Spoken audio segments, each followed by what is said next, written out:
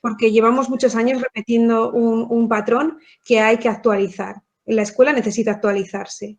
Entonces, desde ese punto de vista, decía que el encuentro de hoy, lo que voy a compartir con vosotros en pantalla y con vosotras, la presentación tiene caducidad, porque esto espero que dentro de unos años sea también de otra manera y no haya tantos encuentros sobre cómo incluir a niños y niñas con autismo en el proceso educativo, pues porque ya sea lo normal. ¿Vale? Eso es lo que me gustaría, ese es por lo que trabajo y por eso también estoy aquí, para que ese proceso sea más rápido y porque os necesitamos. Necesitamos que las personas que vais a estar formando parte de la escuela lo hagáis ya de otra manera.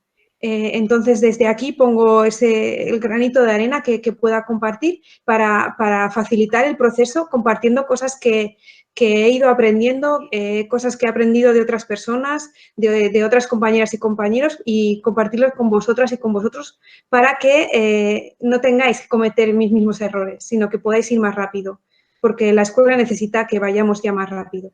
Entonces, bueno, pues vamos al lío y lo que ha dicho Natalia.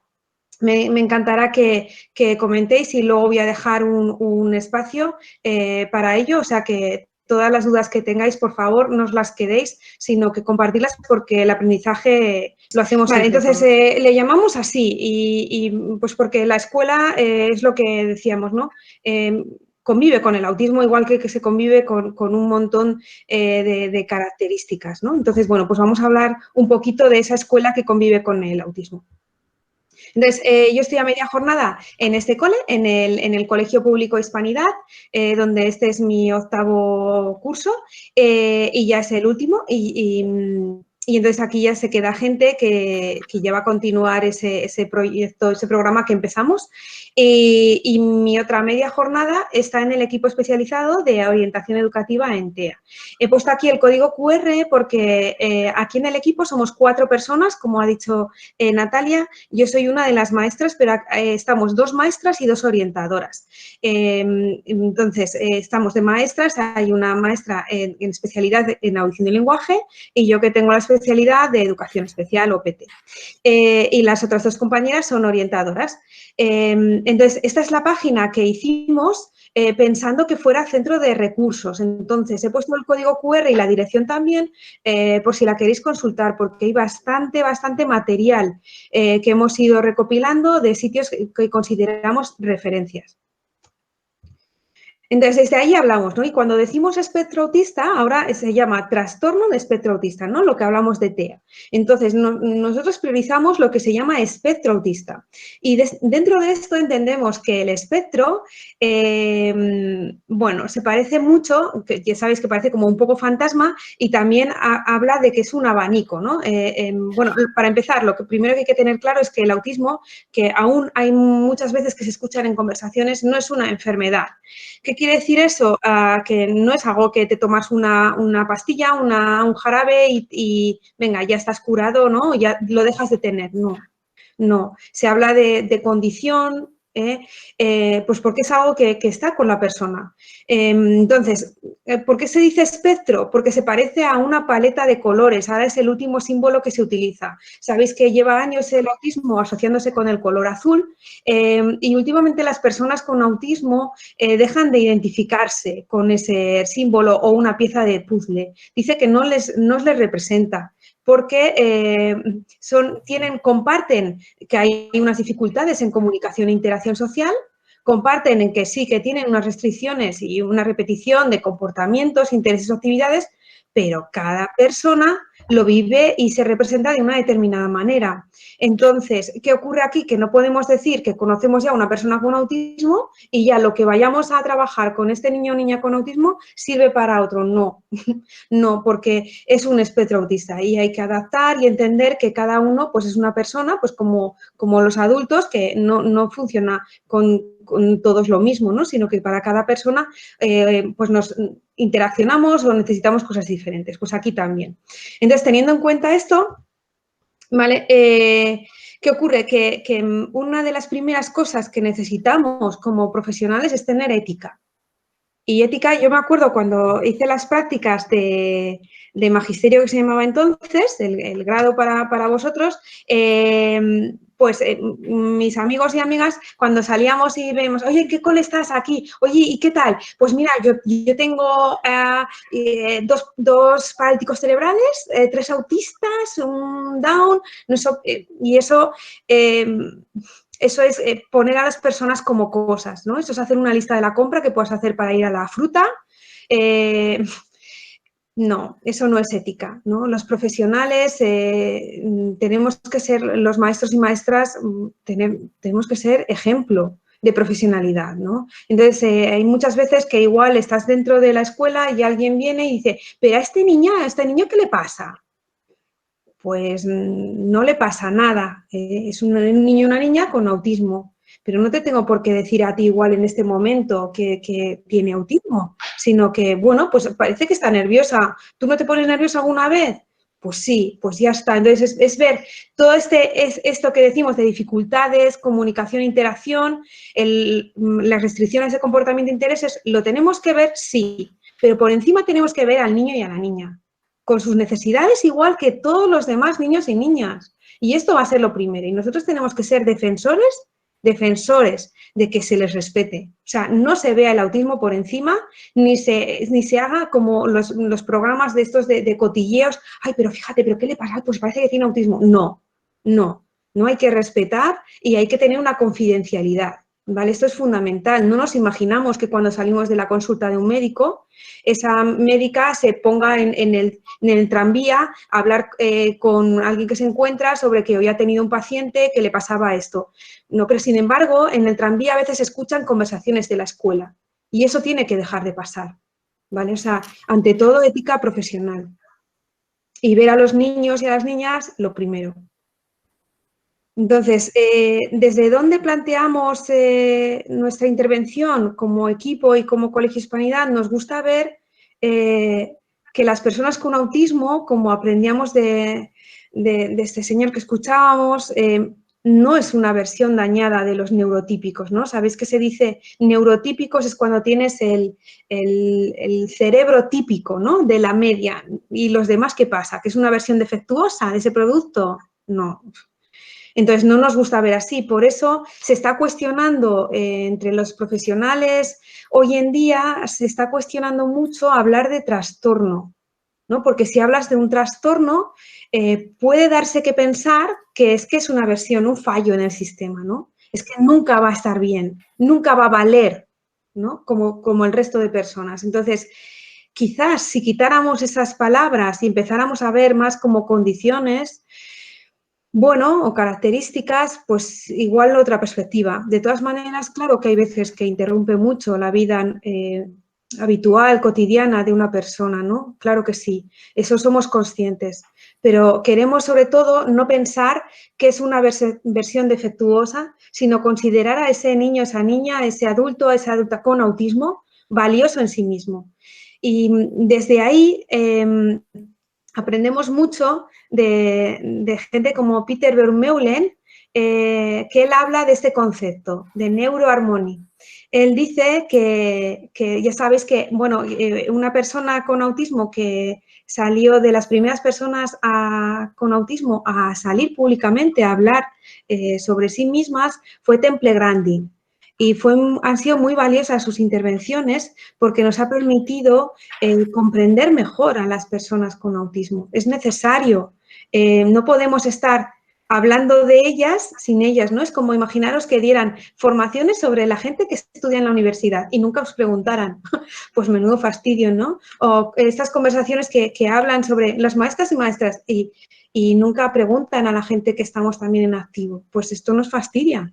Entonces, no puede ser que hablemos de autismo y no consideremos a las personas que tienen autismo. Son ellas las que también tienen que hablar de sí mismas, ¿no? Entonces, las últimas corrientes, perspectivas y encuentros de profesionales siempre se incluye a personas con autismo porque necesitamos aprender de ellas.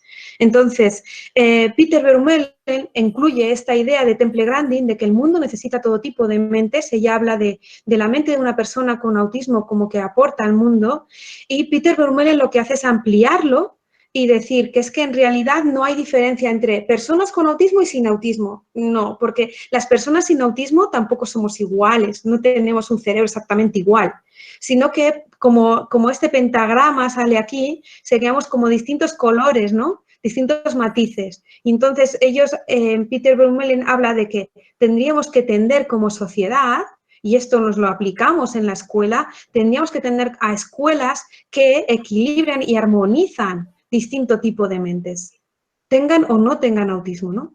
Y desde ahí nos gusta intervenir en los dos sitios donde estoy, en el Colegio Hispanidad y en el equipo de orientación. Entonces, como veis, aquí he puesto doble equipo y aquí está ETAPI, y es porque dentro de esa ética profesional que comparto, para mí es fundamental seguir aprendiendo. Yo no, cada vez pienso que tengo menos idea, porque cada vez veo que me faltan un montón de cosas por aprender y actualizarme, y es como que igual lo que digo hoy dentro de un par de meses ya lo pienso de distinta manera, porque me doy cuenta de que es necesario. Es como las actualizaciones de Windows, ¿no? O de las app, pues es que esto es lo mismo. Necesitamos también actualizar nuestro conocimiento. Es decir, porque hayamos estudiado una asignatura no quiere decir ni mucho menos que sepamos ya de esto. No, no tiene nada que ver. Hay que seguir actualizando. Entonces, nos gusta ir a encuentros.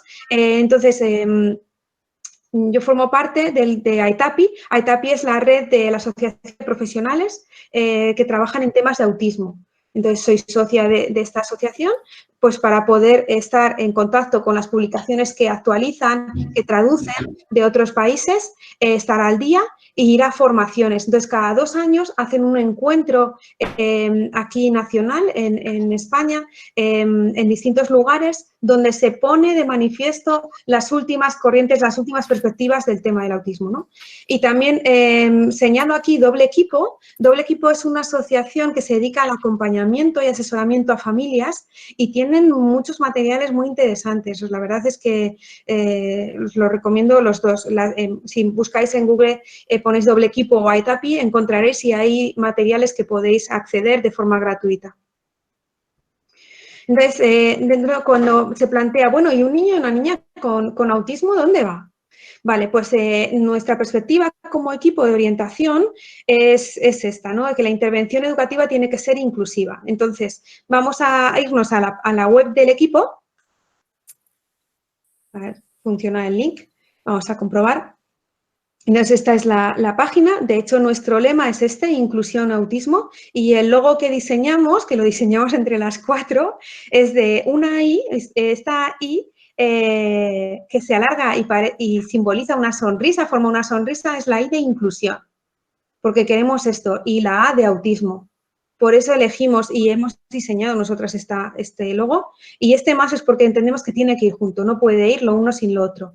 Y la paleta de colores, como hemos comentado antes, ¿no? Entonces, dependemos de la DGA, es decir, somos pues, gente que trabaja en la pública y atendemos también a los centros concertados, y entonces dependemos del Departamento de Educación. Entonces, cuando decimos intervención educativa inclusiva, vale, pues dentro de esto tenemos una normativa. Hay una normativa estatal y luego hay una normativa autonómica que tenemos que cumplir. Entonces, aquí, pues ya sabéis, tenemos decretos y normas que nos dicen que la primera opción tiene que ser siempre un cole ordinario, ¿vale? Entonces, solamente cuando no sea posible se irá a opciones más específicas, ¿vale? Entonces, aquí está toda la normativa que rige la escolaridad, ¿vale? Entonces, aquí tendréis el encuentro que os animo a visitar. Entonces, también dentro del equipo lo que se ha hecho es recoger las opciones de escolarización, ¿vale?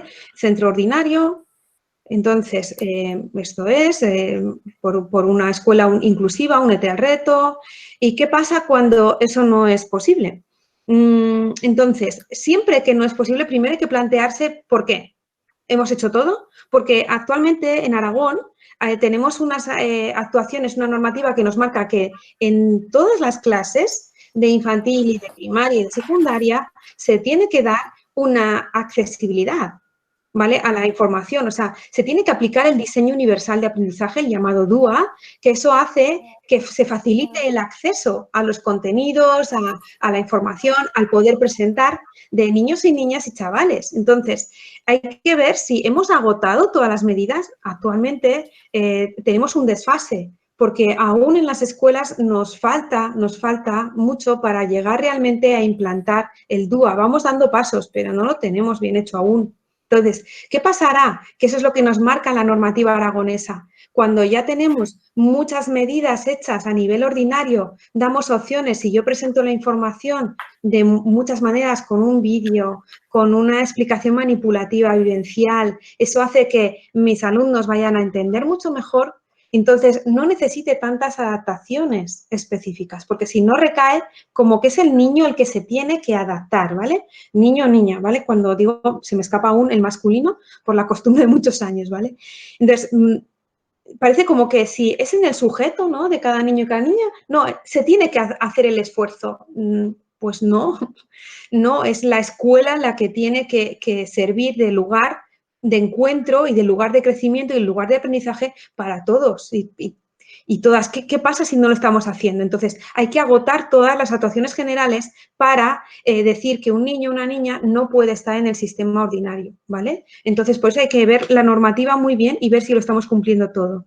Entonces, ¿hay otras opciones? Sí. Están los centros de atención educativa preferente para alumnado con TEA. Entonces, el Hispanidad es uno de ellos. ¿Esto es lo idóneo? Bueno, pues ya os digo, si realmente entendemos la inclusión como tal, no tendrían por qué existir opciones separadas, porque le estamos diciendo a personas con un determinado diagnóstico, en este caso con autismo, que se concentren en un centro, ¿no? No siempre entonces van a poder ir al centro más cercano. Se facilita, pero no siempre. ¿Por qué no pueden ir al cole su barrio? Eso, de alguna manera, es que no estamos llegando bien como escuela. Aún tenemos unos retos que asumir. Pero mientras asumimos esos retos, pues sí, el centro de atención preferente está dando buena respuesta a niños y niñas con autismo. Entonces, aquí están los centros de atención preferente, ¿vale? Recogidos en una presentación que hemos hecho y están recogidos los que están en Aragón. ¿Vale? No todas las normativas, o sea, todas las comunidades tienen la misma normativa, entonces varía un poco, pero nosotros aquí estamos en Aragón, entonces hablamos de la normativa aragonesa.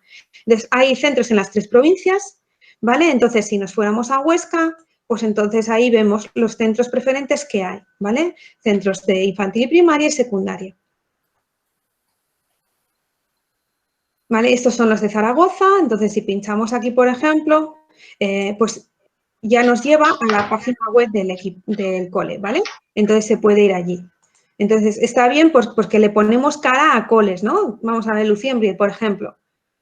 Pues entonces ponemos cara de este cole, que es un cole de atención preferente. ¿Vale? Entonces lo mismo en Teruel, ¿vale? Uy, esto sigue siendo Zaragoza. Y también Zaragoza, que hay más institutos. También Zaragoza, donde no cundimos. Aquí, Teruel, ¿vale? Estos son coles de Teruel, ¿vale? A ver, aquí estamos. Vale. Vale, entonces, cuando hablamos de un centro de atención preferente para alumnado con TEA, ¿qué decimos? ¿Qué es y qué no es? Porque desde el equipo nos estábamos dando cuenta de que no siempre se estaba entendiendo bien qué es esto de centro preferente, ¿vale? Entonces, en la propia normativa se habla de aula TEA y esto está llevando a muchos errores, porque no se trata de pensar que eso es una tutoría aparte donde los niños y niñas con autismo tienen que ir a esa clase llamada aula TEA y van a estar allí la mayor parte de su jornada. No, error, error. O sea, esto es lo que tenemos que dejar de hacer, ¿vale? Porque esto es un aula de educación especial y no. Un centro de atención preferente tiene que ser ese espacio que se llama aula TEA, es bueno que le dejemos de llamar así para que también lo dejemos de pensar como un espacio aparte. Más bien lo tenemos que pensar, porque así está en la normativa, que tiene que ser un recurso para el colegio y un recurso especializado en el acompañamiento de niñas y niños con autismo o de chicos y chicas ya en secundaria, ¿vale? Entonces, aquí hay unos mínimos, la normativa que establece de participación, es decir, que cada chico y cada chica tiene que estar sí o sí y en su clase en una determinadas sesiones. ¿Por qué se ponen esos límites? Un poco como un criterio de calidad para asegurarnos que lo estamos haciendo bien. Porque si no, nos encontramos en esta opción en la que niños y niñas con autismo están en un aula aparte. No. Cada chico y cada chica pertenece a su clase, sea de 3 años, de 4 años, de primero de primaria, de sexto, de segundo de secundaria, es su clase. Entonces, es su grupo y ahí tiene que estar. Los profesionales que acompañamos nos dedicamos a asegurar que puede estar de la mejor manera posible y luego hablaremos de las opciones que hay para ello, ¿vale? Entonces, claro, hay que abandonar y hay que transformar la visión y también el uso. Entonces, para eso, que también lo hablaremos luego, hay que utilizarlo y tiene que estar disponible para todo el centro. ¿Vale? Entonces, esto ya lo hemos hablado. A ver, eso es, vale. Hay un error también en general que nos hemos dado cuenta de que mucha gente piensa que una adaptación es, independientemente de que tenga autismo o no, hablo en general, es poner a un niño, decir, ay, ¿qué nivel de competencia curricular tiene? Ah, vale, pues está en cuarto de primaria, pero tiene un nivel de segundo de primaria, le pongo los materiales que he encontrado de segundo de primaria y está en su clase de cuarto haciendo cosas de segundo. No. Eso no es una adaptación y eso no es inclusión, no, eso es exclusión, porque estás haciendo que alguien esté haciendo otros materiales dentro de un contexto en el que suceden otras cosas. No, nosotros tenemos la obligación, nuestra obligación de adecuar lo que hagamos, lo que queremos que hagan nuestro alumnado para todos. Entonces, es nuestra labor y allí las personas que tenemos mención de diversidad tenemos mucho que apoyar, ¿vale? Vamos a estar siendo, pues, como guías, como apoyo, dando ideas, mostrando, facilitando cómo se pueden adecuar, ¿vale? Y entonces aquí el diseño universal de aprendizaje tiene mucho que decir, porque si utilizamos diseño universal de aprendizaje entendemos que no todos los niños y niñas procesan de la misma manera, aunque no tengan autismo. Entonces, habrá gente que es que nos pasa a nosotros, ¿no? A mí, yo cuando me pierdo, me empiezan a hablar de por dónde tengo que ir y a la tercera rotonda que me han indicado ya no sabía si era girar a la derecha, a la izquierda. Por favor, necesito más que me lo vayan diciendo de poco en poco o que me lo dibujen, ¿no? Me tengo que ver la imagen del GPS por dónde va. Porque a nivel auditivo yo no proceso tanto. Entonces, soy más visual, pienso más visual. Pues y no tengo autismo, que sepa por ahora no tengo autismo. Entonces, esto es lo mismo, pues todas las personas tenemos procesamientos distintos. Si ponemos ya eso en mente en nuestras aulas, ya no tenemos que hacer tantas adaptaciones, ¿no? Que poníamos aquí el énfasis, no. Porque estamos hablando entonces de normalización e inclusión, no solamente para niños y niñas o chicos y chicas con autismo, no, para todas las personas, ¿vale? Entonces, ¿qué ocurre? Que hasta ahora, cuando hablamos de aula de apoyo, siempre que vemos el aula de apoyo, la propia palabra ya está, ponemos el énfasis en el déficit. Entonces, parece como si siempre estas personas necesitan un apoyo. Entonces, la vivencia de sus compañeras y compañeros es desde el déficit. Es que necesita apoyo. Entonces, tenemos que romper ese esquema y empezar a trabajar de otra manera, que ya lo estamos haciendo, ya se lleva un tiempo haciendo, pero aún hay que hacerlo más. Entonces, decir, no, hay que trabajar y tener en cuenta las capacidades y establecer ahí pues, retos progresivos, es decir, no lo vas a hacer todo de golpe, pero plantearte retos y también mostrar, tenemos que ser buscadores que ven mejor que otras personas las fortalezas de nuestro alumnado con TEA y las podemos poner en valor de cara a sus compañeros y de cara al centro. Entonces, pero esto lo tendríamos que hacer, ya os digo, que la mayoría de cosas no es solamente porque tengan autismo, sino en general. O sea, nuestra labor docente es poner en valor las fortalezas y talentos de cada una de las personas con las que estamos trabajando, ¿no? Incluso como equipo profesional, tendríamos que hacer lo mismo. Entonces, ¿en qué los especialistas de atención a la diversidad? Vale, pues en nuestra mirada, que yo estaba muchos años cuando empecé, claro, cuando empecé no hacía las cosas así. Por eso comparto esto, que si podéis ahorraros el camino y no hacer tantos errores como hice yo, pues mejor, ¿no? Me alegraría un montón. Entonces, ¿qué veo que es importante en los especialistas en atención o mención, ¿no? Que se llama ahora la diversidad? Pues tienen que estar al servicio de la inclusión, fundamental. Entonces, ¿qué ocurre? Que ese concepto de inclusión se está hablando tanto porque realmente no la hay aún, pero muchas veces se habla y se habla de una manera que no incluye todo. Desde nuestro punto de vista, la inclusión no es solamente con el alumnado. La inclusión abarca a toda la comunidad educativa y a todo el entorno. Es decir, yo no puedo solamente pensar en incluir a mi alumnado con autismo en este caso y luego trabajar yo en mi clase y pasar del resto de mis compañeras y compañeros. No estoy incluyendo. O no dejar que las familias participen. No estoy incluyendo. No tener en cuenta los apoyos externos de esos niños y esas niñas, pues no estoy incluyendo. Entonces, entender el servicio de la inclusión con una mirada grande, ¿vale? Entender que la escuela va más que el edificio y el trabajo no es solamente directamente con los niños y niñas que tienen autismo, sino que hay que hacer mucho trabajo en el entorno. Por eso es lo que llamamos atención directa, es cuando estamos trabajando directamente con un niño o una niña con autismo, e indirecta es cuando hacemos algo en beneficio suyo, pero sin trabajar directamente, ¿no? Que eso ahora veremos cómo lo podemos hacer.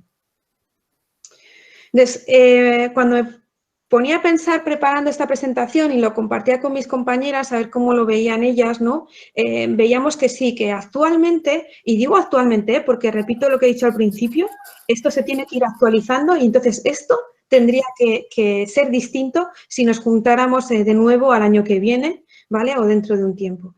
¿Qué bloques principales vemos que tenemos en la intervención? Pues lo primero es una personalización, ¿vale? Es decir, no puede valer lo mismo para todo el mundo. No es café para todos. Tenemos que atender al autismo, sí, no nos olvidamos de él. Tenemos que tener en cuenta lo grupal y tenemos que pensar y trabajar para dejar de lado ya el aula de apoyo, ese concepto, y dinamizar e impulsar proyectos a nivel de comunidad, ¿no? Por eso hemos elegido este icono que pone deja de esperar y empieza a crear, ¿no? Entonces, porque ahora lo vamos a ir comentando. Entonces, en cuanto a personalización, cuando hablamos, claro, nosotros entendemos que siempre es como que poníamos el ejemplo de hablar de trajes a medida y cuando escuchábamos a Silvana Corso, que también os la recomiendo personalmente, ella es una directora de un centro educativo en Argentina y es una pasada cómo trabaja de la inclusión en todos sus ámbitos. Y ella hablaba de la importancia de hacer trajes a medida, ¿no? Entonces, pues para nosotros también lo vemos así. Es que tiene que ser un traje a medida. No vale lo mismo aunque tengan la misma edad, ¿no? Entonces, entendemos que en ese traje a medida, ¿qué tenemos que tener en cuenta? Tenemos que tener en cuenta dónde estamos. Estamos en una escuela. Entonces, ese niño, esa niña está en 5 años, en la clase de tercero de infantil, o está en la clase de segundo de primaria, o en la clase de primero de ESO. Y en ese contexto tenemos que hacer los ajustes necesarios para que ese chico, esa chica al que estamos acompañando se pueda desenvolver y acceder a todo lo posible.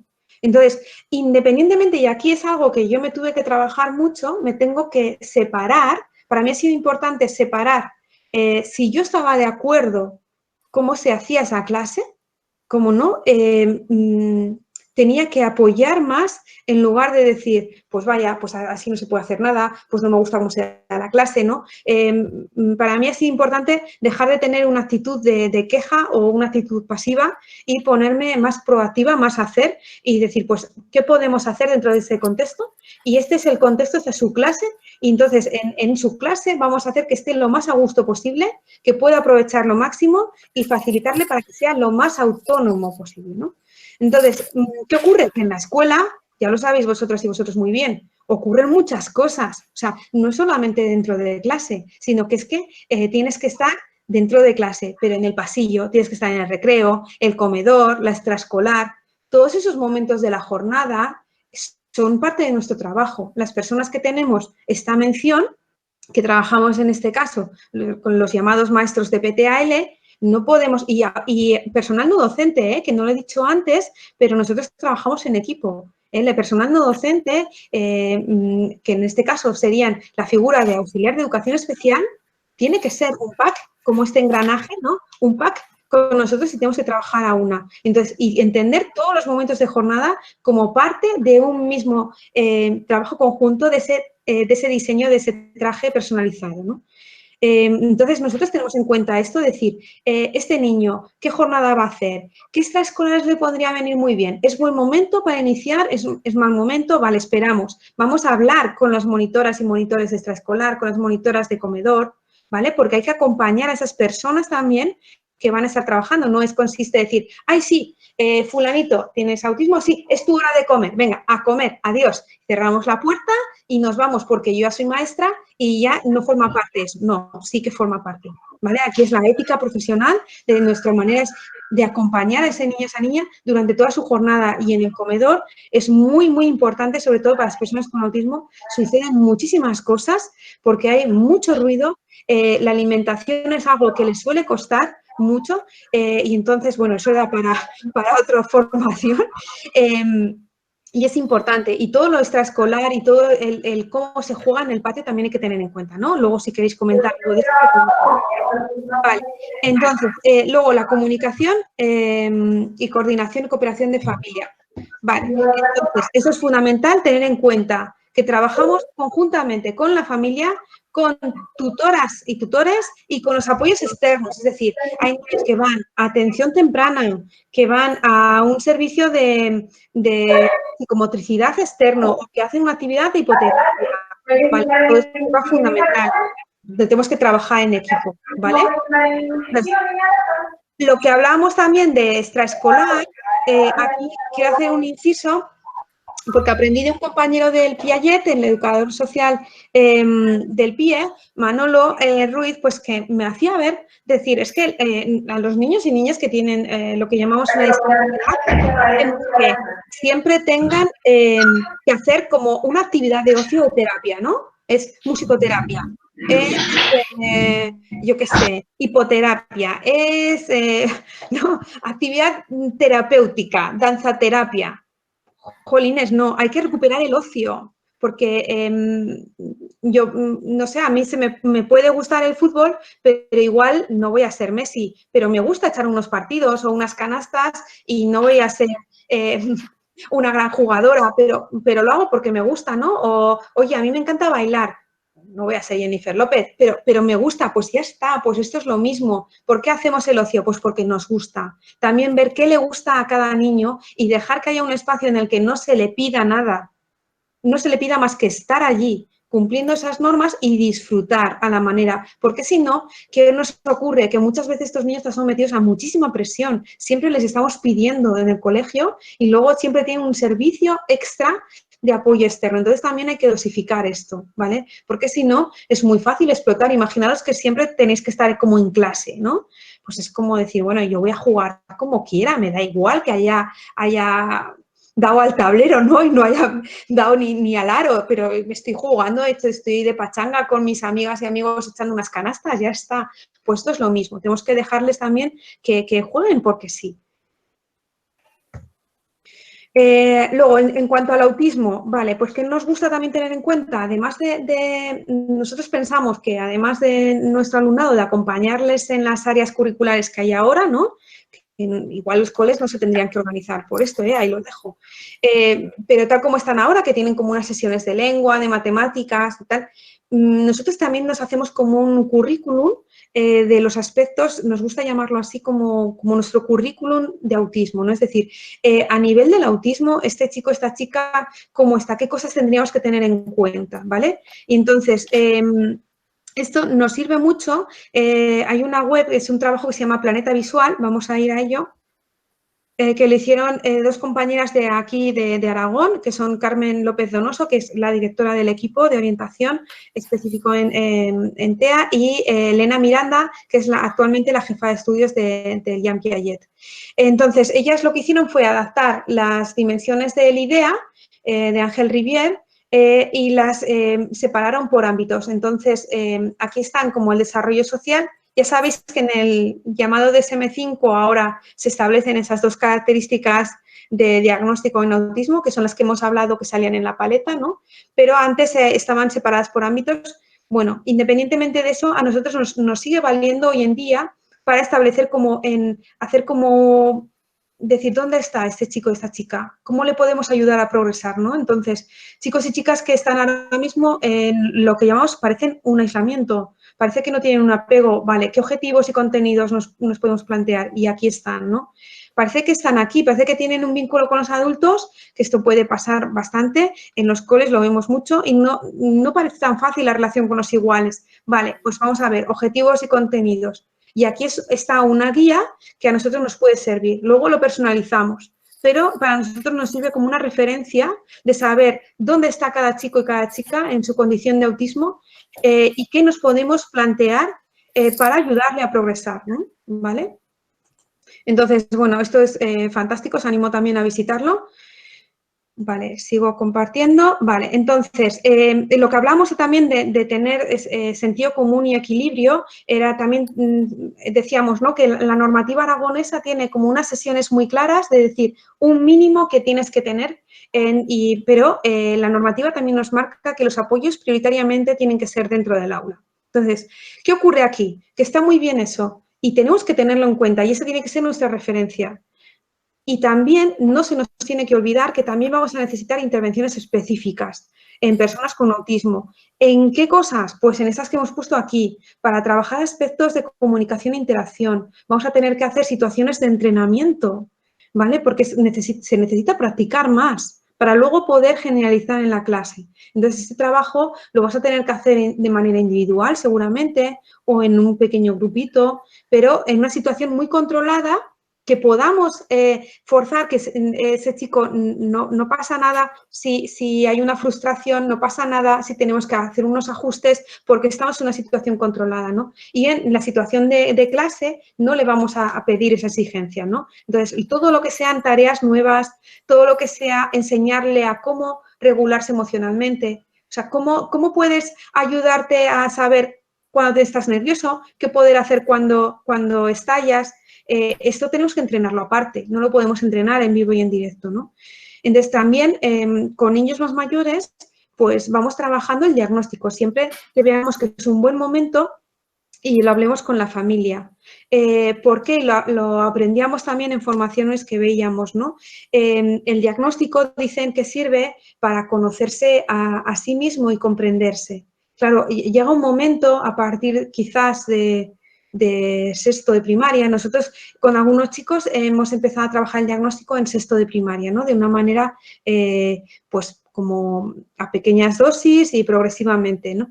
Pero para que se comprendan mejor qué es lo que pasa, ¿no? ¿Por qué me pasa esto? ¿Por qué en este momento no sé muy bien qué hacer? ¿Por qué me enfado tanto? ¿O por qué me cuesta hacer esto otro, ¿no? Que a mis compañeros y compañeras parece más fácil. Entonces, esto lo vamos trabajando en algunas sesiones específicas, ¿vale? Entonces, ¿qué otras cosas hemos visto? Y esto lo aprendí el año pasado realmente, ¿no?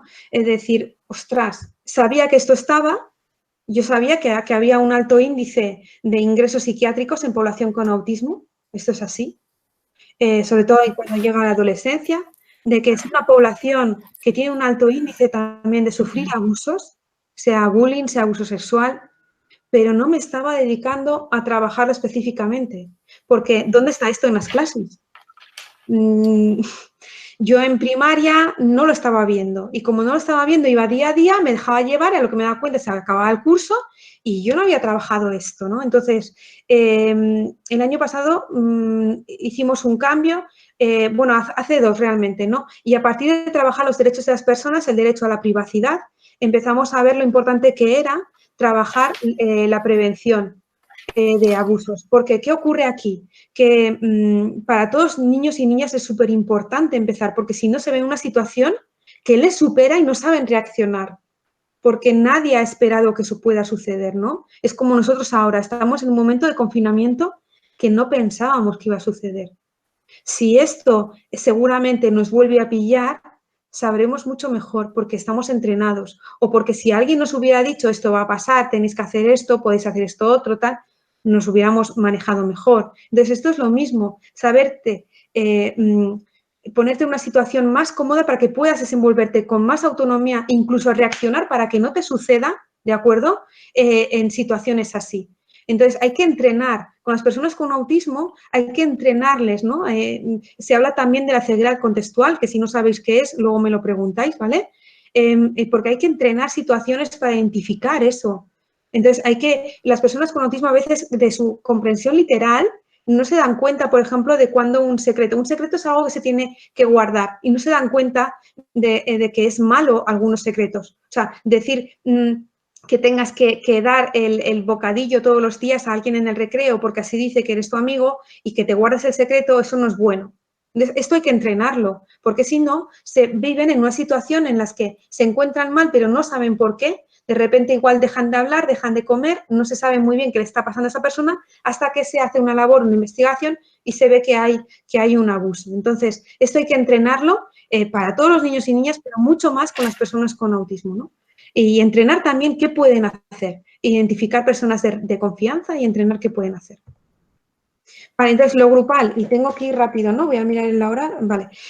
Lo grupal, vale, ¿qué veíamos aquí? Vale, que nosotros estábamos adaptando muchos materiales en concreto para cada uno de los chicos, pero con el paso de los años nos dimos cuenta de que era muy importante poner todo lo posible al servicio del grupo. Esto hacía que dejara el peso en lo específico y fuera algo normal y habitual y beneficioso para toda la clase, ¿no? Que es ahora lo que marca la normativa. Más actuaciones generales, menos específicas. Entonces, de esta manera, igual, pues un apoyo nuestro de PTAL en el Hispanidad, pues es un desdoble, un trabajo de grupos, talleres, en los que igual no siempre un día me toca con un niño que tiene autismo y al otro día esa actividad me toca y no hay ningún niño con autismo en ese grupo, ¿de acuerdo? Entonces, así se trabaja más hacia esa docencia compartida que creo que es lo que tendríamos que ir, ¿no? Y así marcan también nuestra normativa aragonesa, ¿vale? Entonces, como aquí que está todo a disposición, pues ese sería el planteamiento, ¿no? De que cuanto más se ponga en beneficio del grupo, mejor para todos. Entonces, también hablamos de dejar el uso del espacio de recursos, ¿no? Y he puesto esta foto de habitación vacía y esta cara así como rabiosa, ¿no? Porque parece que en estos años trabajados y así de conocer a gente, me he oído a mí misma y a compañeras y compañeras decir, jo, es que apenas puedo hacer nada, ¿no? Como PTAL es que no podemos hacer tan poco o estoy aquí, fíjate dónde estoy, ¿no? Entonces, hay que dejar esa queja y hay que empezar a crear, ¿vale? Entonces, a mí me sirve mucho pensar, decir, vale, tengo este cuarto que se ha llamado hasta ahora aula de apoyo, venga, me olvido de todo lo que hay, ¿cómo lo diseñaría yo? ¿No? ¿Cómo puedo poner este armario? Le doy la vuelta, lo pongo aquí, ahora muevo esto, compro esto que no es mucho dinero, pero puede servir para no sé qué, pido el alcohol que se pueden comprar esto y convertir eso de otra manera, ¿no? Tenemos que ser como diseñadores de interiores también y creativos, es decir, y diseñar. Y luego también ver que todos los espacios son espacios educativos, es decir, el pasillo pues es fantástico para hacer un montón de actividades y para igual poner una propuesta que hacer. Igual un trabajo desde el aula de apoyo de antes, ahora se lleva a una actividad que está planteada para motivar y conseguir la participación de todo el mundo. Y ha sido algo pensado en lo que ha estado trabajando desde el ámbito de audición y lenguaje un alumno, por ejemplo. O sea, es que hay muchas maneras de trabajar, ¿no? Entonces, también yo he visto básico para mí esto, impulsar proyectos de centro. Es decir, vale, no me gusta lo que hay, podríamos hacer otra cosa. Pues si yo sé que podríamos hacer otra cosa, no me puedo quedar de brazos cruzados, hay que hacerlo. Entonces, ¿qué puedo hacer? Pues presentar al equipo directivo un proyecto, decir, mira, yo pienso que se puede hacer esto, podríamos hacer esto otro porque tomé una idea de tal, en tal sitio vi o he visto en las redes que se han hecho esto, creo que lo podríamos hacer y hay que dinamizar. Las personas de convención en diversidad tendríamos que ser personas que dinamizan en los coles, ¿vale? En los centros educativos y que impulsan proyectos y que se beneficia a toda la comunidad, ¿eh? Entonces, bueno, he terminado antes de lo... ¡Wow! Que he terminado, espera, dejo, porque este es el momento ya que he puesto de hablamos. He ido muy rápido, entonces creo que me tendréis que hacer un montón de preguntas y eso es.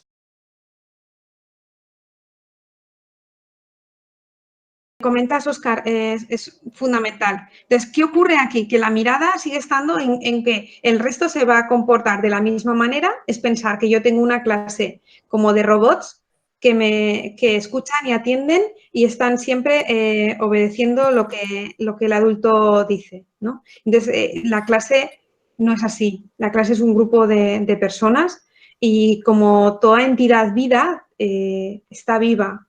Entonces, no puede haber siempre un comportamiento igual y otro comportamiento distinto que sea de un niño que tiene autismo, ¿no? En este caso, no. Sino que si tienes 24 chicos y chicas en clase, pues hay 24 comportamientos distintos y los tendría que haber.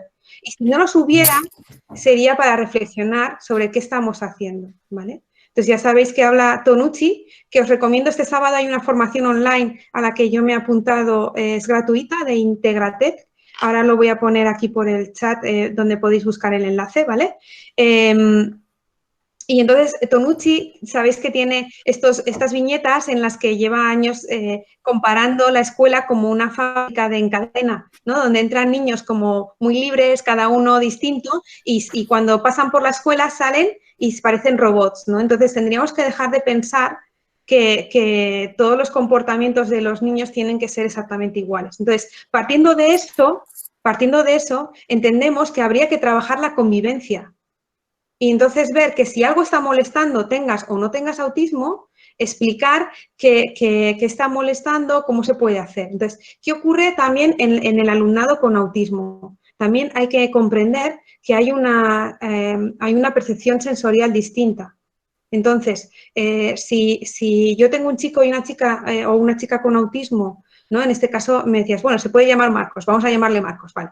Pues yo tengo a Marcos y viene Marcos y vamos a poner que es pequeñito y entonces tiene una necesidad de movimiento. Marcos necesita moverse mucho.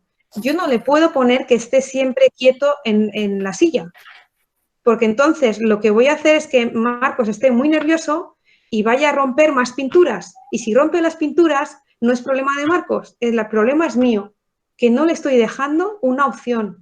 O sea, no puedo arrinconar. Lo que hay que ver es que equilibrar tiempos. Es decir, si yo quiero hablar, por ejemplo, un ratito en asamblea o quiero hablar que toda la clase hable, ¿no? Muchas veces me encuentro en situaciones en las que queremos que hablen, ¿no? Y un maestro de Donosti hacía la reflexión de decir, vale, pero tú estás proponiendo que hablen y los niños están sentados de uno en uno. ¿Cómo se van a escuchar? O tú no quieres que hablen, pero les has puesto sentados en grupo y estás enfadada diciendo, oye, callaros, callaros. Claro, cuando tú pones a alguien sentado en grupo, la disposición que tú hagas va a fomentar una cosa. Entonces es ver qué quiero en cada momento y establecer también momentos y tiempos. Y tiene que haber un equilibrio entre el tiempo que yo deje de estar sentado y el tiempo también de estar sentado en el suelo, el tiempo de poder moverme, eso tiene que estar equilibrado y mucho más para una persona con autismo. Y también ver si necesita romper, yo puedo dar ahí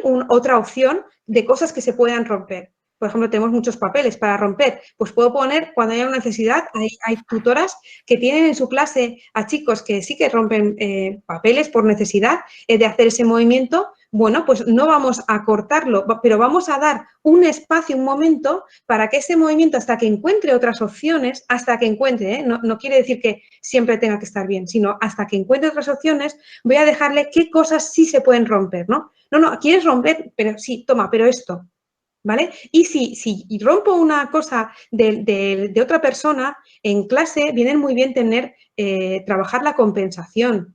Nosotros recomendamos la compensación, ¿no? Por ejemplo, hay muchas maneras de trabajar, ¿no? Pero para restaurar, en pedagogía sistémica se habla del equilibrio que tiene que haber entre las relaciones de igual a igual. Es decir, si alguien me ha roto una pintura y solamente me dice, lo siento, o no dice nada, eso no me vale. Yo tengo como una deuda, se la debo, ¿sabes?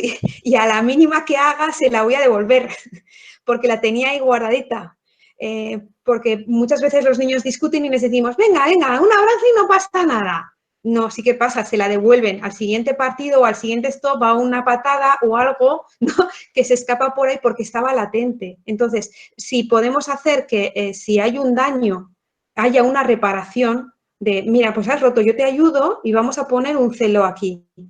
Y decimos, lo siento mucho, y me presto mi voz, presto mis manos para acompañarle a ese chico para que aprenda cómo puede restaurar, porque él también necesita aprender. la mayoría de niños y niñas con autismo luego se sienten fatal. Entonces, es como ver que explotan y luego se sienten fatal, o sea, se sienten doblemente mal, porque viven con una tensión emocional muy grande que les hacen vivir ya como en lo que llamamos nosotros estrés. Entonces, a la mínima van a estallar. Entonces, el umbral, eso está demostrado, es como el iceberg, ¿no? Lo que vemos, pero debajo de lo que no vemos es que está toda ya una tensión que a nada que sucede, eso explota, ¿no? Entonces, tenemos que estar muy alerta. Entonces, y también poderles, porque si no se sienten doblemente mal, decir, yo sé que no estoy bien con mis compañeros, no sé mal, entonces eso puede llevar a autolesiones, a cosas de no quiero fastidiar a la gente y lo estoy haciendo, ¿no? Y entonces esto, y lo hemos visto, ¿no? Que se vive muy mal. Entonces, dar opciones de cómo lo pueden hacer y darles también frases. Decir, lo siento mucho, lo siento mucho. Frases sencillas que puedan repetir, o si no pueden repetir, ¿qué pueden hacer? Un gesto, algo que puedan reparar, ¿no? Y a los otros ponerles en la misma situación de decir, bueno, este ha hecho esto, claro, te molesta, lo entiendo, igual que el otro día que tú hiciste esto otro. O sea, también hay que ver porque si no, el dedo siempre está entre lo más visible. Y si solamente destacamos al niño con autismo, le hacemos que sea el foco, ¿no? Y no, todas las personas tenemos aciertos y tenemos errores y vamos aprendiendo en convivencia, ¿vale? Otra cosa es trabajar el diagnóstico cuando sean más mayores. No hablo ya como equipo, sino como Concepción Merial, como Conchi. Así lo veo yo. No podemos dejar que la resolución de un conflicto siempre dependa de agentes externos. Siempre dependa de un adulto o un igual más mayor al que le han puesto o un igual al que le han nombrado mediador. Porque entonces yo me eximo y no sé, no tengo autonomía para resolver los temas. Claro que se puede necesitar un mediador o una persona que ayude, ¿no? Pero siempre hay que empoderar y hay que hacer que esa persona sepa y vivir los conflictos como parte de nuestra normalidad, saber desenvolverse. Entonces, yo no metería desde el principio la mediación, no. Yo educaría en la convivencia. A que Peter Vermeulen habla que el autismo es como si tuvieran una dificultad para entender el contexto. Es decir, si yo, por ejemplo, yo entreno una situación, ¿no? Él nos ponía ejemplos, ¿no? Y él decía que habían entrenado una situación de ir a comprar, iban a un burger así, y entonces entrenaban. Y entonces que veía y que la persona con autismo se quedaba bloqueadísima cuando sucedían cosas que no esperaban, cuando la respuesta es otra. ¿Vale? Entonces, ¿qué ocurre? Que había entrenado solamente un contexto determinado, una respuesta determinada. Entonces, la persona con autismo sabe hacerlo para esa respuesta, pero claro, en la vida suceden muchas cosas, ¿no? Nos ponía otro ejemplo, por ejemplo, decía, con el semáforo de peatones en verde tengo que pasar, con el semáforo de peatones en rojo tengo que, tengo que parar. Vale, entonces, ¿ahora qué ocurre? Empiezo a cruzar y el semáforo se pone en rojo.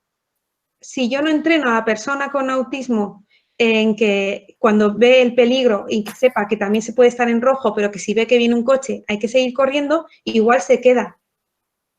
O se bloquea y del bloqueo se queda y la atropellan. O sea, entonces son estas situaciones en las que hay que entrenar todo tipo de ejemplos, ¿no? Que se nos pueda ocurrir. El semáforo verde sirve para pasar, pero puede pasar que el semáforo esté en ámbar. Puede pasar que esté cruzando y se ponga en rojo. Si viene un coche, tengo que correr. Entonces, hay que entrenar todo este tipo de situaciones, ¿no? Y también os pongo un ejemplo que me pasó a mí. Estaba con un chico y la clase donde yo estaba dando servicio en ese momento se llama trampolín y yo quería que fuera al otro espacio que está al lado que se llama ventana a coger algo. Y entonces le dije, fulanito, digo, vete a ventana y digo, y traes un pegamento, por favor. Y entonces yo me quedé alucinada porque se fue a la ventana de mirar, ¿sabéis? Donde veía las nubes, el patio, y se quedó ahí, empezó a agitar las manos y claro, yo le vi y dije, ostras, ¿no? Que claro, no le he explicado que es el aula ventana, la clase de al lado. Si yo no doy la consigna exacta, la persona interpreta según el patrón que tenga más fácil de recuperar. ¿Cuál es más fácil? Ah, ventana, me voy a la ventana. ¿Y dónde está el pegamento? No, no veo el pegamento. Entonces ya eso provocó una crisis, ¿vale? Y una crisis que fue error mío. Error mío. Entonces, hay que entrenar el contexto. Y también nos lo hacía ver Peter Vermeulen con las emociones, ¿no? Y nos decía, las profesionales, entrenáis la emoción de la cara. Y dice, y veis la cara, y dice, y lo que hacéis es que ponéis solamente, y yo ponía emoticonos, y entrenáis en la carita y decís, ah, contento, triste, tal. Y empezaba, claro, pero una persona que ve que alguien puede llorar de emoción, ¿no? Y esto le pasó, dice, porque alguien le hacía ver que no entendía por qué en el podio olímpico estaban llorando, estaban tristes. ¿Por qué estaban tristes? Se habían ganado, claro, porque hemos entrenado la asociación de llorar, tristeza. Entonces, a partir de esa conferencia de Peter Vermeulen, yo entrené. Se puede llorar de risa, se puede llorar porque partes cebolla, se puede llorar de dolor que te han pisado, que te has hecho daño, se puede llorar de pena y se ha muerto alguien que querías mucho o que me da mucha pena una película que estoy viendo. Todo tipo de situaciones. Entonces, cuanto más entrenemos diferentes contextos que puede haber, más ayudamos a la persona con autismo a saber manejarse en el día a día y comprender lo que pasa, ¿no? Eso es la ceguera contextual.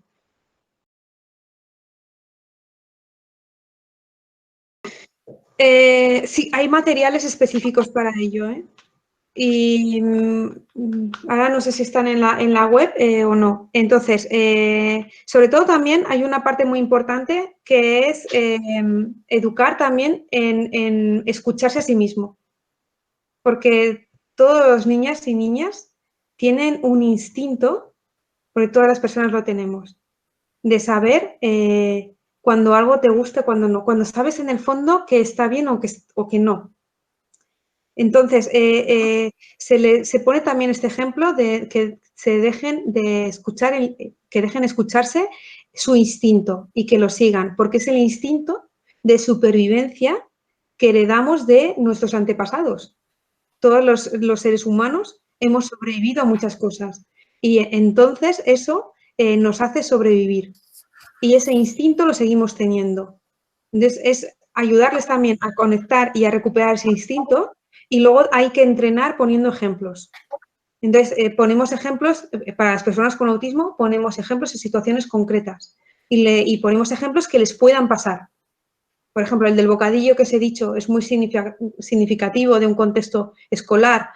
También de alguien que te dice que solamente serás su amigo si le das o le haces los deberes o si le regalas la X box o me explico, o sea, una serie de cosas que les puedan pasar. O un adulto te toca partes íntimas. Ah, bueno, hay que educar también primero en el reconocimiento de las partes íntimas del cuerpo. ¿Qué es lo que se puede tocar y lo que no?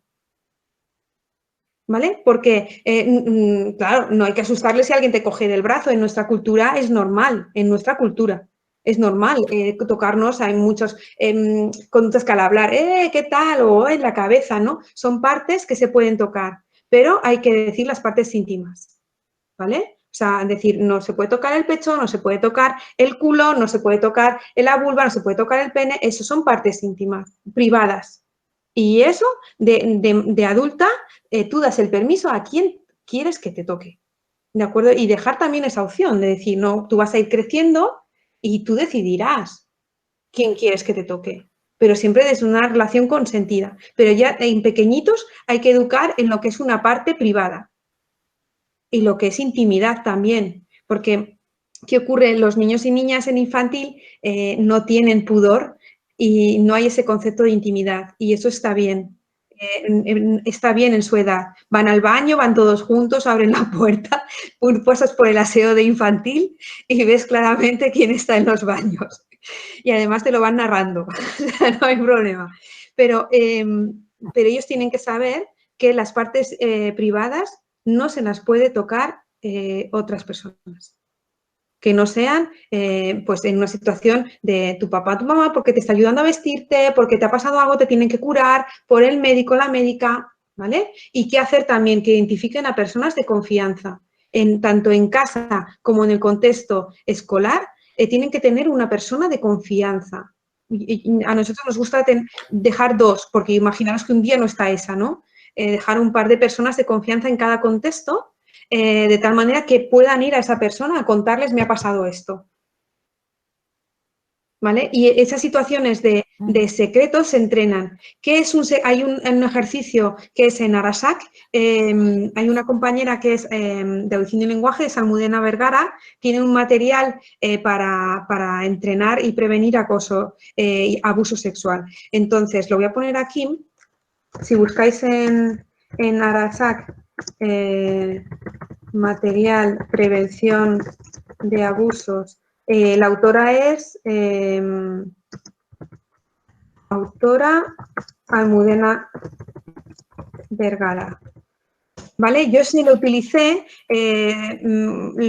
para adaptar, porque claro, cada material luego hay que adaptarlo, ver cómo lo puedo aplicar, ¿no? Y ese material lo utilizamos un año en el cole para adaptarlo y educar en el derecho a la privacidad, pero para todos los chicos y chicas de las clases, ¿eh? Porque eso es importantísimo. Y entonces ver qué es un secreto bueno y cuáles no. O sea, tú tienes un secreto bueno es cuando estamos preparando una sorpresa de cumpleaños. Eso es un secreto bueno, no lo digas, porque además en las personas con autismo hay que entrenar, ¿eh? Que es que lo dicen todo, ¿sabes? Pero claro, cuando aprenden, es tan importante para muchas de ellas hacerse amigos, que muchas veces por hacerse amigos guardan unos secretos que no son buenos. Y esto se ha pasado, ¿eh? Entonces, es bueno educar ya en que reconozcan qué es un secreto bueno y qué es un secreto malo. Cuando se hace en situación de grupo para todos los niños y niñas, ya es algo que para todos beneficia. Y ellos lo viven como normal. Lo estoy aprendiendo igual que todos mis compañeros. Y también qué hacer. Te vas de ahí, te vas corriendo, le dices que no y te vas corriendo. Una consigna bien clara, no, y te largas, corriendo. Entonces, nosotros, fue muy bonita esa sesión que hicimos y yo creo que es algo útil que no pensamos que pueda suceder, pero que por desgracia vemos en las noticias que ocurre.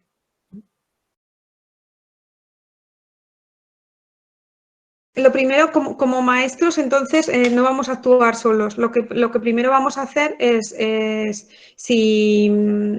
hablar con el equipo de orientación del centro, ¿vale? Que sabéis que en los coles públicos hay unos equipos de orientación que tienen distribuidos centros a los que atender, ¿vale? Y cuando ya es un centro de secundaria, hay un departamento de educación, o sea, de orientación fijo. Y en los coles concertados siempre hay alguien de orientación en el centro. Vale, entonces hay que ir a esa persona. Esa persona te va a decir cómo tienen el protocolo, porque en cada centro hay un protocolo. Y entonces, porque a nivel autonómico sí que hay unos protocolos bien marcados, muy marcados, y son son muy completos de cómo proceder, ¿vale? Que señales de alarma y luego cómo proceder. ¿Vale? Entonces, nunca verte solo en esta situación, porque eso no lo puedes abordar solo, ¿vale? Entonces, siempre primero hablar con orientación del centro, ¿vale? Y entonces, antes que con la familia, ¿vale? Porque no sabemos. Entonces, primero, hablar con el equipo de orientación. Entonces, y hacerlo ya con ellos. O sea, ya no, el peso no es tuyo solo, sino que es un peso compartido, es una carga que se trabaja compartida y allí tienes las profesionales que tienen que realizar esa labor. Entonces, es su función y entonces ellas te van a decir qué pasos se toman, porque también hay que ver qué contexto familiar tienen, ya sería otra situación, y ver cómo se abordaría. Pero sí que lo primero que hay que ir es hablar con orientación y además urgente. O sea, en cuanto tú tengas esa misma mañana, hablas. O sea, no puedes terminar tu jornada sin hablar. O sea, en cuanto tengas ya una posibilidad, tienes que hablar.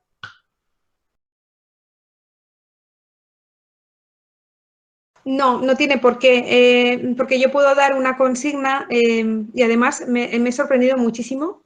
Fijaros, de una persona con una comprensión muy literal, de este chico que os he dicho que se iba a la ventana, ¿vale? Y él tenía una foto que comentar que era un payaso haciendo malabares. Lo que comentó fue, el payaso hace bailar a las pelotas. Eso es pura poesía. Sí, es muy importante escuchar a personas con autismo, que puedan hablar desde su experiencia, se aprende muchísimo. Entonces, es genial. Ahora os voy a recomendar una, ahora os pongo por el WhatsApp. Es Jacob Barnett, tiene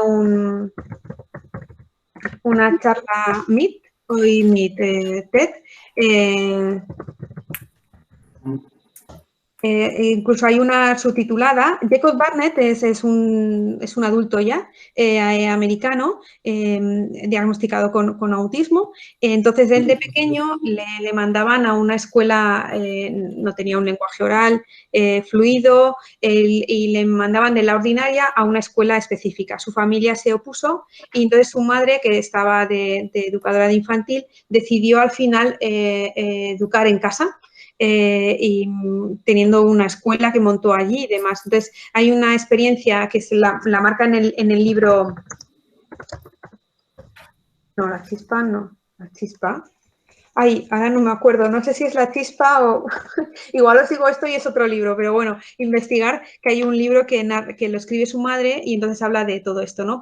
Y Jacob Barnett tiene una charla en TED. Entonces, ¿qué ocurre con Jacob Barnett? Que es un chaval que sin lenguaje oral fluido, sin unas habilidades de autonomía aparentes y demás, le envían a una escuela específica. La familia se opone porque no quiere eso y entonces tienen un camino alternativo. ¿Qué pasó? Que este chaval despertó a través de que la familia identificó que tenía un interés por la astronomía. Entonces, lo que aparentemente era que se quedaba mirando cosas, pues el chico debía de estar haciendo ya bastantes conjeturas. Entonces, actualmente es una de las personas que está actualizando las teorías de Einstein. ¿Vale? Entonces, no todas las personas con autismo ni todas las personas en general tenemos ese cerebrito de actualizar las teorías de Einstein, pero a mí me encanta cómo él explica, sí, gracias, eso es la chispa, es que no estaba segura, explica cómo de pequeño no sabía aprender a atarse los cordones y seguía y cómo invita a desaprender, ¿no? Entonces, hacerlo distinto. Para mí es un ejemplo claro de esta perspectiva, ¿no? De hacer las cosas distintas. Las personas con autismo, la verdad es que yo creo que nos invitan a desarrollar nuestra flexibilidad. Esto es así. En la línea de todos los demás, lo que sí que es importante es que se lo hagamos accesible. O sea, es decir, que nos aseguremos de que lo comprende. O sea, que está, que lo hagamos accesible cognitivamente y sensorialmente para este chico o esta chica en cuestión, ¿vale? Igual puede ser que no le tengamos que dar todo tipo de información, que tengamos que seleccionar. En este caso, cuando os cuento el ejemplo de primaria, dimos exactamente la misma tipo de información, solamente que lo que hicimos fue que asegurarnos de que esa imagen estaba con unos apoyos visuales. ¿Vale? Entonces, era bastante claro. Sí que en la educación sexual, por ejemplo, claro, ¿qué es lo que ocurre ahí? Que es que también hay que actualizar. En sexto de primaria pasa que los contenidos, si alguien trabaja con el libro de texto, en el libro de texto se dedican muchas páginas a hablar de las fases del embarazo, ¿vale? Pero no dedican apenas un párrafo para decir los cambios que suceden en la pubertad. ¿Vale? ¿Qué es lo que les está pasando en su vida? Y no hablan absolutamente nada de la masturbación. Entonces, ¿qué ocurre? Que igual algún chico ya ha despertado, alguna chica ya ha despertado y se anima a masturbarse. Pues es que también hay que educar en qué momento uno se puede masturbar y en qué contexto y dónde no. Entonces, la clase, por ejemplo, pues no es un lugar. Y esto igual hay que explicarlo, ¿vale? Nosotros sí que hemos tenido que explicarlo con algún chico, ¿no? De decir, y esto es educación sexual. Claro, y es algo que es lo que comentaba Natalia antes, de que aún hoy hay como mucho tabú, ¿no? Porque parece como que, ay, no vamos a hablar de esto, pero ¿qué sentido tiene entonces de que nos dediquemos 4 páginas a hablar de las fases del embarazo? que es que no es un momento ahora, sino es un momento de ver que estoy muy nervioso, no sé qué me pasa, me tengo que tocar y ay, ¿no? Entonces es como ver, bueno, está bien, te pasa esto, estás teniendo una excitación y hay todo un material ya adaptado, por ejemplo, de cómo masturbarse y de dónde masturbarse y dónde no. O sea, entonces esto es fundamental. Fundamental, pero es que no tendría que ser fundamental solamente para niños con autismo, sino para todos los demás. Entonces, ¿qué ocurre? ¿Qué puede pasar? Que igual alguien que no haya, igual con algún chico o chica sin autismo no hace falta explicárselo porque tiene disimulo, tiene tal, pero aquí que no hay pudor, pues entonces igual sí que hay que hacerlo más explícito, ¿no? Entonces nosotros sí que hemos tenido, dentro de lo que hicimos fue meter en el contenido de ciencias naturales del tema de la reproducción, metimos un plus que era sobre excitación, masturbación, sueños nocturnos, bueno, pues todo tipo de cosas que creíamos que le estaban empezando a pasar, ¿no? Esto lleva a mucha confusión, porque si yo ya hablo de aula TEA, me pienso que ese es un espacio para las personas con TEA, solamente, y que tienen que estar ahí aparte. Entonces, esta es la confusión con la que nos hemos encontrado, ¿no? Y hablo de nos porque nos hemos encontrado como equipo y yo profesionalmente al estar en el cole también, ¿no? Entonces, yo con los años he visto que yo he pasado de trabajar desde un formato, porque yo al principio pasaba así, yo tenía un aula TEA realmente. Yo el primer año tenía un aula TEA en el que yo trabajaba con unos niños en un espacio aparte y luego de repente iban a su clase. Y eso es una exclusión. Entonces, hice una reflexión de decir, esto no puede ser así, porque si estamos en un cole, ¿para qué estamos? Pero salí y no había trabajado antes en este formato y entonces lo hice en ese momento, pues lo mejor que pensé. Pero por eso hablo de la importancia de reflexionar, no repetir por repetir, sino reflexionar y también escuchar a nuestro propio instinto que nos dice si esto podría ser de otra manera, no me parece bien, pues hay algo que tenemos que mirar, ¿no? Entonces yo me miré y miré que realmente si estábamos para estar en inclusión, había que hacer un cambio. Y entonces teníamos que estar mucho más en cada clase, mucho menos en el aula de apoyo y teníamos que trabajar de otra manera. Y entonces empezamos a plantear los talleres, empezamos a trabajar otro tipo de intervención dentro de clase y luego, pues fijaros, salió la normativa que justamente avalaba esta manera, ¿no? Este enfoque. Entonces, yo creo que si los profesionales cambiamos, porque la palabra tiene mucho poder, porque te ancla a un concepto. Si dejamos de hablar de aula TEA y pasamos a hablar del espacio de recursos, ya es que se nos cambia directamente la mirada. Entonces, creemos que nos beneficia, por eso en todos los coles, y a mí me enseñaron, las personas que habéis nombrado antes, Leles y Esther del documental Si estoy aquí, ellas fueron las que me dijeron, tienes que ponerle nombre, porque si no pasará a ser el aula TEA, ¿no? Y entonces, y yo en ese momento decidí que Trampolín podía representar bien al proyecto, ¿no? Entonces, en todos los coles hay un nombre y hay un nombre pensado para que represente ese programa de acompañamiento. Entonces, si ya tiene un nombre, en ese centro no se puede hablar de aula TEA, se tiene que hablar de ese nombre. Pero si nosotros que no estamos trabajando en coles, como futuros maestros y maestras, o como gente que está en educación, pero que no está actualmente en un cole, si dejamos ya de hablar de ese concepto y pasamos a hablar de espacio de recursos, fomentaremos y ayudaremos a agilizar ese proceso de cambio, ¿no? Un libro que a mí me gusta mucho, que es La razón por la que salto.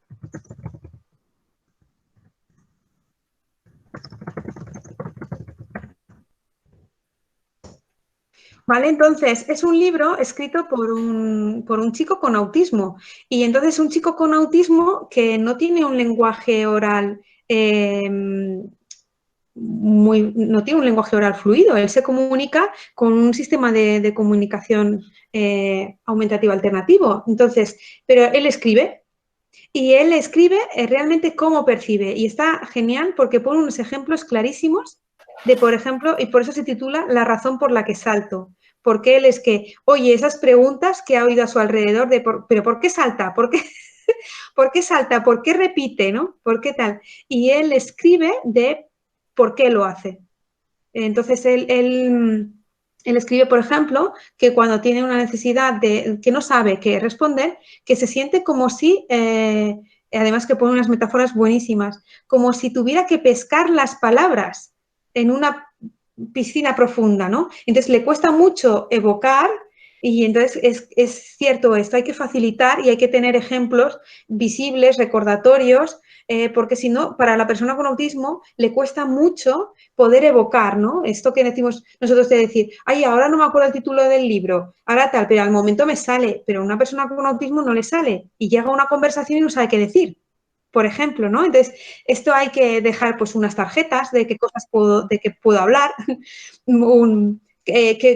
cosas a las que puedo hacer en tiempo libre, ¿no? Porque todo este que se llama, ¿no? De las funciones ejecutivas, pues está afectado realmente y hay más dificultades pues para tener facilidad de evocación, ¿no? Y en el libro La razón por la que salto a mí me sirvió mucho para comprender cosas, ¿no?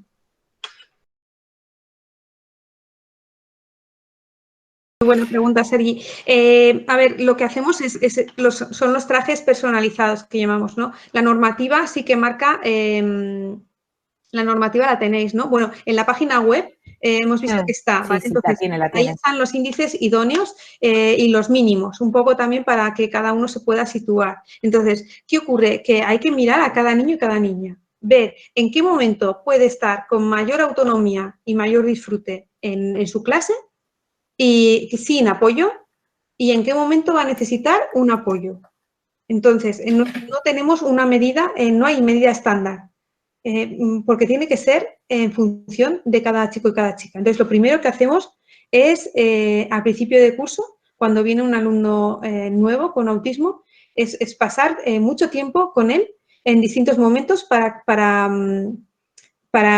tener una visión global de cómo se maneja en el día a día en distintas situaciones.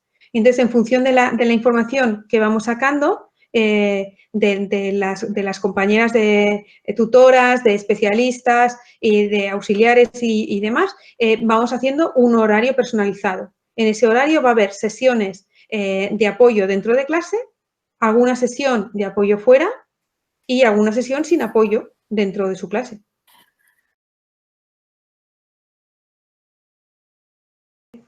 Muy bien, gracias. Sí, está genial esta pregunta también. A ver, es fundamental. O sea, las cosas que consideramos extraescolares tendrían que ser casi prioritarias en el planteamiento. O sea, no podemos olvidar esto. Entonces, el recreo. En el recreo que nos ha ayudado a organizarnos. Sobre todo los primeros años, siempre estábamos una persona, o sea, los primeros años hablo cuando viene un niño nuevo al cole. Entonces, si en la circunstancia en el contexto, por ejemplo, del cole de Hispanidad, hay un patio de infantil y otro de primaria. ¿Qué hacíamos? Era fundamental que hubiera una persona de referencia para el alumnado con autismo que había llegado nuevo al cole en el patio de infantil y en el patio de primaria. Lo que pedíamos al equipo directivo era siempre dejarnos a alguien de referencia en uno de los patios. ¿Vale? Entonces, cuando el proceso va distinto, luego no fue necesario. Ya en la Hispanidad, con el cabo de los años de rodaje, ya no ha sido necesario cumplir tanto esto, pero cuando llega alumnado nuevo, igual llegan muchos de golpes nuevos, sí que es necesario tener esta norma, ¿no? Es decir, siempre que haya una persona de referencia, sobre todo al principio, pero también que nuestros compañeros y compañeras sepan también cómo intervenir o cómo hacer o qué ignorar, ¿no? A veces ha sido importante también decir, no estás viendo esto, sí que lo estoy viendo, pero si tú atiendes aquí lo vas a hacer más grande. A veces hay que saber en educación cuándo ignorar y cuándo atender, que ignorar no significa no atender, sino dejar de prestar atención a aquello que no queremos seguir fomentando, ¿no? Entonces, hay que tener en cuenta todo esto. Luego también hemos trabajado, por ejemplo, nos ha podido servir también, era plantear unas propuestas de juego y dinamizarlas nosotras y entrenar esa situación de juego y proponer. Entonces, ¿qué vimos con el tiempo? Que estaba muy bien y mientras estábamos ahí jugaban, pero que cuando nos retirábamos del juego no había juego. Y al final nos encontrábamos con más niños sin autismo y al que teníamos que atender directamente se había ido del juego, no podíamos seguir porque ya estábamos empantanadas en otra situación. Entonces, siempre esto hay que mirar de qué manera se puede hacer, ¿no? Entonces, sí que ha servido hacer como unos paneles de elección de juegos, eso también, para dar opciones de a qué se quiere jugar, también entrenar en cómo hacer las preguntas y acompañar a decir, oye, y decir, ya te veo, y también respetar también que haya siempre un espacio y un tiempo de juego libre porque sí, aunque sea dar vueltas a una hoja, aunque sea girar y mover un palo, correr haciendo líneas. Si eso es divertido para esa persona, hay que dejar también un espacio, ¿no? Es como si a nosotros nos dijeran que en el momento de descanso entre clase y clase, no nos podemos ese día, si nos gusta mucho tomar café, no se puede tomar café. Oye, ¿no tomes café? Bueno, pues es que, mira, luego hablamos, pero déjame primero que me tome un café, que me lo he ganado. Pues esto es lo mismo, hay que dejar un momentito que sea juego libre, porque el ocio es así, es libre. También hay que mediar para favorecer interacción. Entonces, nosotros hemos encontrado un equilibrio. Entonces, hay que dejar un momentito y cuando ya veamos que ese chico o esa chica lleva todo el rato haciendo lo mismo y no ha tenido interacción, vamos a crear esas situaciones, vamos a dinamizar. Entonces, lo que hacemos es que acompañamos, oye, ¿qué te gustaría jugar? ¿Te gustaría jugar a esto? Preguntamos, damos opciones, en lo que veamos que le gusta o responde que sí, vamos a ir preguntando y a decir, ¿quién es fulanito, quién es menganita? Y entrenar en el sí y entrenar en el no. Porque esto también genera frustración en todos los chicos y chicas. Es que me ha dicho que no. Bueno, no pasa nada, sigue preguntando. Hay más chicos y chicas. ¿Has preguntado a todo el colegio? Nos sigue preguntando. Entonces, entrenar también en esto es muy bueno. Entonces, cogemos de la mano, acompañamos o vamos al lado y decimos, oye, no, vamos a seguir preguntando. Ah, pues mira, ya tenemos. Pues, y entonces mediar un poco y cuando ya está el juego, está montado y ya está, nos retiramos. O sea, a nosotros... a mí personalmente en el cole lo he vivido así. Creo que la labor de adulto y también en el trabajo de patios inclusivos que hemos hecho con Plena Inclusión y con los coles Jean Piaget y Agustina Aragón, la perspectiva la vemos así. O sea, nuestra manera no es que el adulto tenga que estar haciendo un juego. El adulto tiene que jugar cuando el niño no pueda jugar solo, ¿vale? Pero hay que fomentar el juego autónomo de los niños y niñas. Hay que ofrecer recursos, distribuir el espacio, pero fomentar el juego autónomo. Entonces, eso en cuanto a los recreos. También hay que ver el comedor. Siempre hay que acompañar a la persona que está de auxiliar, va a ser la persona encargada de ese momento, pero nunca tenemos que ver como, ah, sí, mira, esto es función tuya y ya está. No, porque todo lo que sucede tiene que ver. En el momento del comedor se trabaja muchísimo la comunicación, es fundamental. Y también la regulación emocional.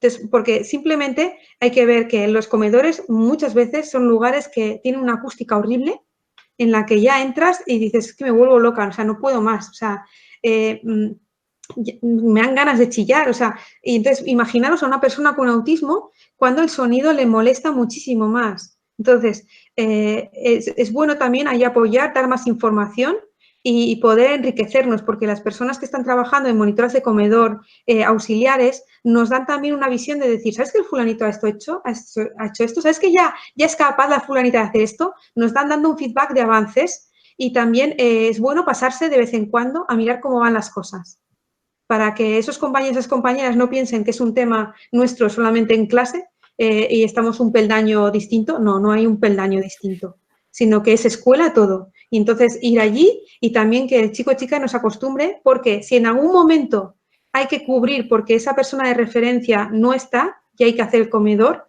nos vea como personas que también pisamos ese escenario, porque muchas veces en el autismo pasa, ¿no? A mí hay veces que hay algún alumno que no me ha saludado si no me tocaba clase con él, ¿vale? No es una falta de respeto, es porque no estoy en ese contexto. Entonces, si ya figuro como que puedo estar y ya explico, decir, hoy no está la fulanita, hoy me toca a mí el comedor, pero ya nos ha visto pisar ese escenario, ¿no? Entonces, y para el resto ya estamos que no hemos ido solamente por fulanito, sino que hemos ido a dar una vuelta por el comedor. También nos sirve para poder ver si hay que ver que sea un buen sitio, ¿vale? Nunca hay que dejar que los niños con autismo coman solos en una mesa aparte, no, sino que cada chico, cada chica tiene que estar con los de su grupo, cómo se distribuye ese comedor, respetando las normas. Hay gente que tiene mesas heterogéneas, gente que come por cursos, pues se respeta. Pero vamos a favorecer un sitio, por ejemplo, en el que se encuentre más cómodo, más cómoda. Igual estar en mitad de la mesa le supone más estrés, porque tiene más cerca compañeros, más interacción, más ruidos a su lado. Igual le podemos dejar la esquina de la mesa.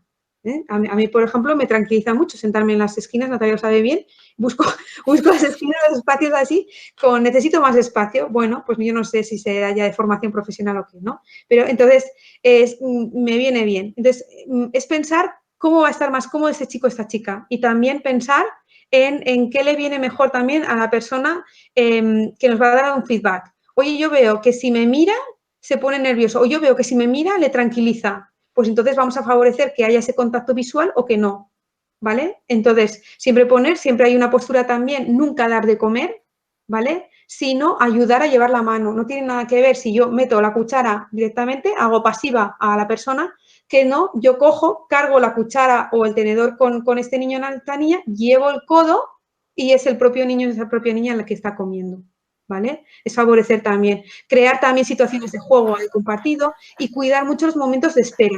No lo hemos hablado, pero los momentos de espera para las personas con autismo les supones como 10 minutos, yo creo que les debe de equivaler a 1 hora de los demás, ¿no? Entonces, comentaba, hay otra persona con autismo adulta que he escuchado varias veces y ha sido de gran ayuda, que es Rose Barkin. Ahora miro a ver cómo se escribe y os lo pongo. Y ella decía que le dejaron en una sala de estar y es lo peor que pueden hacer, dejar esperar a una persona con autismo sin nada que hacer. Entonces dice que esta persona se vino abajo después de ver la que había liado en ese despacho donde le habían mandado esperar, ¿vale?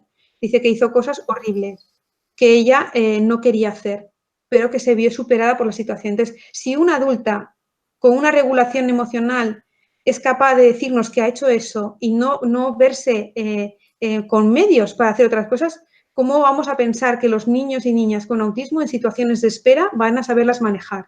Entonces, ¿qué ocurre en los comedores? De normal, yo lo que he vivido es que hay muchas situaciones de espera, entre que van al comedor, entre que les sirven, entre que tal. Entonces, no podemos dejar, porque eso es crisis sí o sí.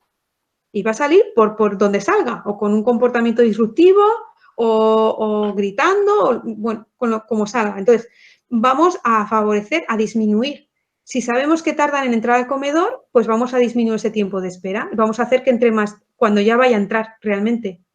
Puede estar, va más tarde al baño, va más tarde, disminuimos el tiempo de espera. Podemos hacer una bolsa de espera también, que tenga algo en lo que se pueda entretener y que sea posible. Vamos a hacerle que igual pueda esperar dentro del comedor sentado ya en su sitio, porque igual eso le ayuda a calmarse, ¿no? Entonces va viendo una revista, un álbum de cromos y se puede esperar y cuando le toca su fila pasar a por la bandeja, pasa.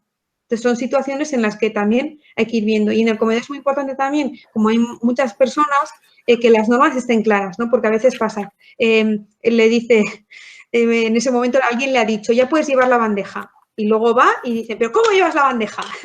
Que no se puede aún, ¿no? Entonces, esto es cortocircuitos se provocan, ¿no? Provocamos que una persona pues llegue a una crisis simplemente porque los adultos hemos tenido órdenes contradictorias, ¿no? Entonces, son momentos en los que tenemos que tener en cuenta todo este tipo de detalles. En los extraescolares también hay que elegir qué extraescolares, siempre que le guste a cada niño, a cada niña, siempre que sea el momento, ¿vale? Para ello, porque igual en 3 años que acaban de llegar, igual no es buen momento en un extraescolar, igual hay que dejar que pase un tiempo y poco a poco ya iremos mirando, no sé, hay que mirar cada chico. Y luego hablar con el monitora extraescolares, ¿no? Decir, hola, buenas, presentarte, decir, pues mira, el próximo día va a venir un chico o chica, mira, verás qué tal, y tú el primer día, tranquila, tranquilo, no te preocupes, te va a llevar un tiempo conocer, estamos para lo que necesites, mira, esto te puede servir y esto no. ¿Vale? O sea, como ayudar también pautas. Hay veces que en los centros se hace algún documento que aprendimos a hacer del Jean Piaget, que se puede titular sobre mí, que es un poquito algunas pinceladas sobre ese chico, esa chica, que pueden ayudar a una persona nueva que entra en contacto, ¿no? Entonces, siempre esos documentos hay que tener mucho cuidado de nunca clasificar, nunca pensar que ese niño o esa niña va a ser siempre así y siempre también que sea con un lenguaje positivo, ¿eh? Nunca nunca desde la falta, ¿no? Nunca desde la discapacidad, sino siempre desde pensar en las fortalezas y también con sentido común, de decir, pues no hables delante de mí igual que no te gustaría a ti que yo, que otras personas hablaran, ¿no? Delante de ti, ¿no? Entonces, muchas veces son cosas obvias y que a veces pues hemos hecho o hacemos sin darnos cuenta, ¿no?